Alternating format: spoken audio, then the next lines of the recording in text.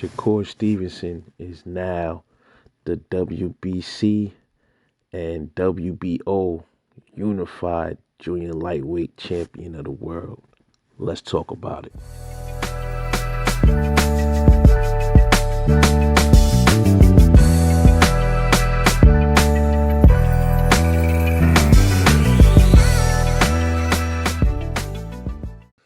So Shakur Stevenson gets the decision over Oscar Valdez in what was pretty much a one-sided blowout. I gave Oscar Valdez one round. My initial prediction was for for Shakur Stevenson knockout 10th round. I thought this fight was gonna be one where he just put on the show. It's kind of like with Jamel Herring. It was a great fight. Uh, wasn't nothing. It wasn't like an exciting fight though, because Oscar Valdez couldn't really do nothing with Shakur Stevenson. He all he had was that straight right to go on. He couldn't get in because Shakur was too slick. He was you know hitting him, catching him with left hooks and rights, and just he tried to. I think he got Shakur probably was on the ropes maybe once or twice in that whole fight. Oscar Valdez had nothing for Shakur in the middle of the ring. Mid range, he was trying, but the best work Oscar had was when he had Shakur leaned on the ropes, so like he kind of was trying to corner him, and Shakur would stand there. But when Shakur move around and start throwing his trying to probe him with his lead, he was frustrating him, man. A lot of people don't realize why Shakur Stevenson kept doing that. He was probing with his lead hand, and he kept on using his lead to block. He was trying to block Oscar Valdez's vision, bro. The dude is a smart motherfucker in that ring, bro. That's what he was doing. He was trying to block his vision and frustrate him, and that's exactly what was happening. Even early on in the fight, man, he was in there swinging for the heels, and he damn near threw himself off balance a few times, and then there was a knockdown in the third fight. Not sure exactly. Was it the third?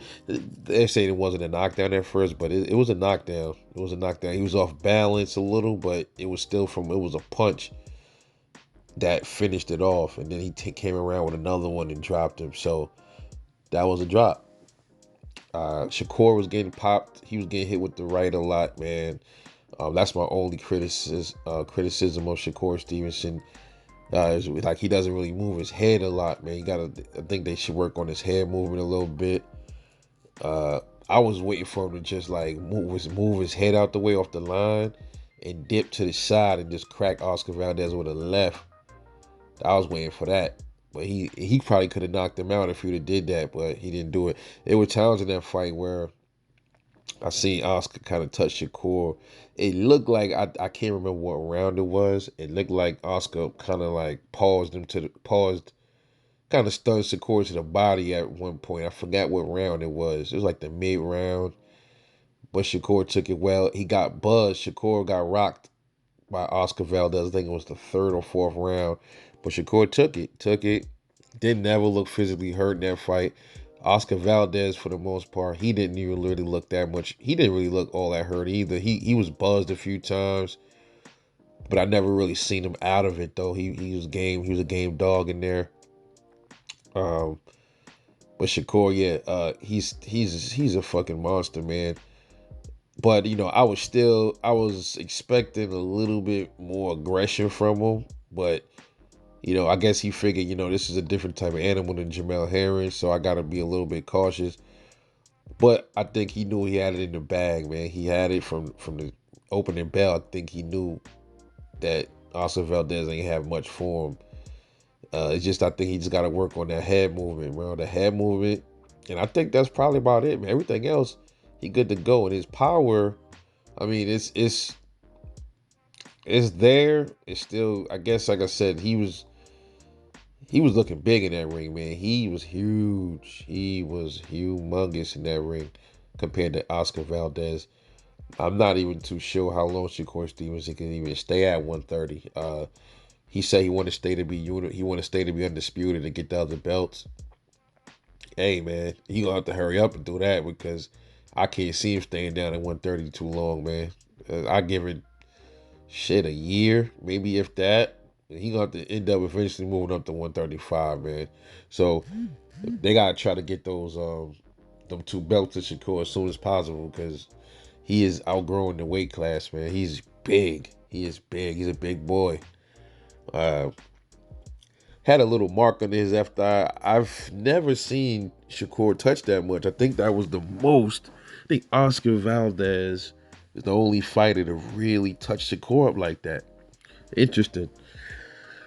So, like I said, I told people, man, you got as much as a great defensive wizard as Floyd Mayweather was, he still got hit. He still got rocked. I just got through telling people, you gonna get hit. Doesn't matter how good your defense is, you're gonna get hit. It's just about how you take the hits and how you react to those hits. And from Oscar Valdez, that was the first real puncher besides Nakatila that Shakur Stevenson really faced. And Nakatila could hardly even touch Shakur. Valdez managed to get to him with that right, that straight right down the pipe. It was catching him a lot. It was catching him. Uh, I guess a lot of fighters moving forward when they think they're gonna probably figure, well, damn, that's the key to beating Shakur is some pressure and double pump the jab.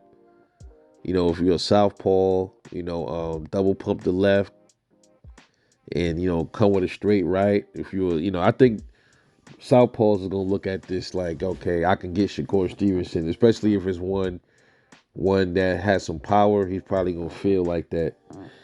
Like if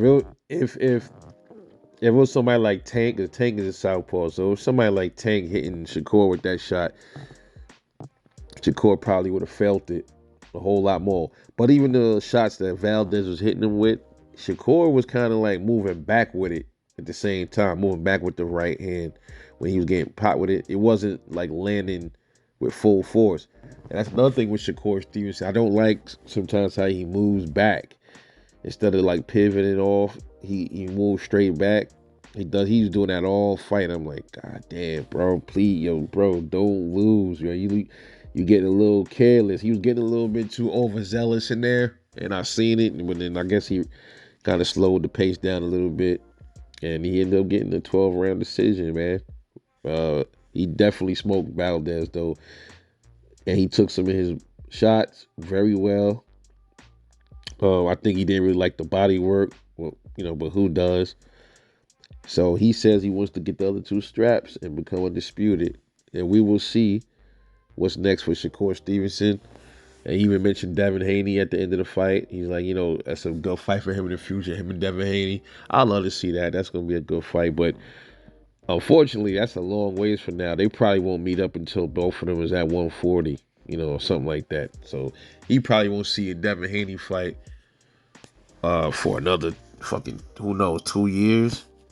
Maybe 2 or 3 years or something like that.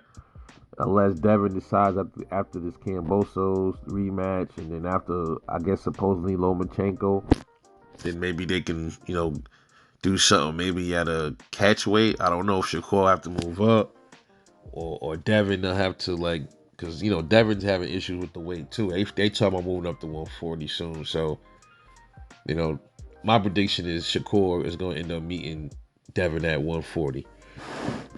But nonetheless, Shakur is a defensive genius, damn near. Has a little bit of flaws that they should work on, but, who's perfect? Ain't nobody perfect. But he's probably the closest to perfection in the defense department that we have right now, is probably Shakur Stevenson. And I think after this win, he deserved to be put on the pound-for-pound list. And as you guys know, after the fight, it was a brawl that took place. Something happened with Shakur Stevenson's mom. I'm going to touch on it when I get more details. I'll make a video talking about how I feel about that.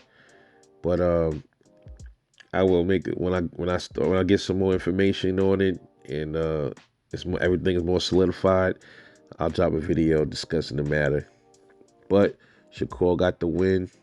Good. Next is should be interesting to see what's next for him. Oscar Valdez, I guess he got to go back to the table. He only had one loss. He'll be fine. He's only 31 years old, so he's good. He got a little bit of time still left. Um, we'll see what's good for him next, man. What's next from Oscar Valdez? He's definitely a warrior. He earned a lot of respect from me. And Shakur Stevenson showed me a lot. But I just also think that he could have stepped it up. I wanted to see him press the gas a little bit more than he did. He kind of like had that same gear that he had when he fought he was a little bit more aggressive than when he fought Nakatila. But it is what it is, man. Maybe that's just his style. I like seeing boxers move around a lot too. I love seeing that. But sometimes I want to see him, let him plant his feet a little bit more. He was hitting him with three punch combos, but I didn't really see much. Oscar, I never, when he was getting hit, I didn't see it really, like really. It was busting up his face though. You saw his face at the end of the fight, but it's the power, man. I think Shakur, he has it. It's just that he just it just seems mediocre right now. When he moves up, I think that's gonna be a different situation. And them boys at 135, man, they gonna have a real problem on their hands when he get up there. Trust me. But anyway, this is Rebel Life Boxing. Let me know what you think about this fight. Drop a comment, like and subscribe for more raw content. And I'll catch y'all later. And I'm out.